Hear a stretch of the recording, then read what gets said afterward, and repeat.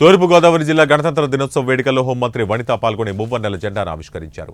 ఈ సందర్భంగా వనిత మాట్లాడుతూ 200 సంవత్సరాల పరాయి పాలన, బానిస సంఖ్యల నుంచి ఎందరో స్వాతంత్ర సమరయోధుల ప్రాణత్యాగాల ఫలితంగా మన దేశానికి స్వాతంత్రం సంపాదించుకున్నామని, ప్రపంచంలోని గొప్ప ప్రజాస్వామ్య రాజ్యాంగాన్ని నిర్మించుకున్నామని అన్నారు.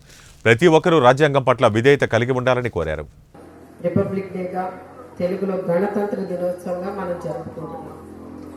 మనకి రాజ్యాంగం ప్రసాదించిన స్వేచ్ఛని, స్వతంత్రాన్ని మనం ఎంతవరకు యూటిలైజ్ చేసుకుంటున్నాం. అలానే ఈ రోజున మన భారతదేశానికి స్వతంత్రం రాకపోతే మన పరిస్థితి ఎలా ఉండేది మీరు ఇవి ఆలోచించాలి. ఎందుకంటే గట్టిగా ఎవరైనా మన మీద కొంత ప్రెజర్ ఇచ్చేసరికి మనం ఆ కొంత సమయంలోనే చాలా ఇరిటేట్ అవుతుంటాం. ఏంటి వీళ్ళు మనకి ఎంత ప్రెజర్ ఇస్తున్నారు ఏంటి అని. అంటే స్వతంత్రం రాకముందు మరి బ్రిటిష్ వాళ్ళు మన భారతదేశంలో మన భారతీయులందరినీ కూడా ఏ విధంగా హింసించారు, ఏ విధంగా భయంకరమైన బానిసలుగా మనల్ని ట్రీట్ చేశారు ఆ రోజున అనేది మనం అనుభవించలేదు కనుక చాలా ఈజీగా మాట్లాడుకుంటున్నాం. కానీ అనుభవించి ఉంటే మనకి ఏదైనా తెలుస్తుంది.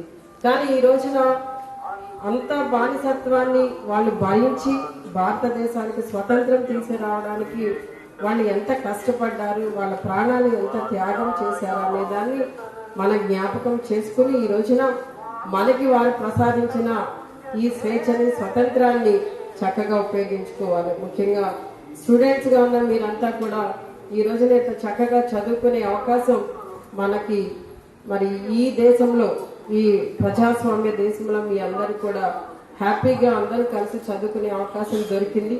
ఈ సమయంలో మీరంతా కూడా మీకున్న బాధ్యత ఏంటి అంటే మీరు చదువు మీద ధ్యాస పెట్టడం. చాలా మంది పిల్లలు స్కూల్కి రావడం, వెళ్ళడం ఇది కొంత ఒక అలవాటుగా, అది కూడా తల్లిదండ్రులు ప్రెషర్ ఇస్తే వెళ్ళే కొంతమంది పిల్లలు ఉంటారు. దయచేసి మీ తల్లిదండ్రుల కష్టాన్ని అర్థం చేసుకోండి. వాళ్ళు ఎంత కష్టపడి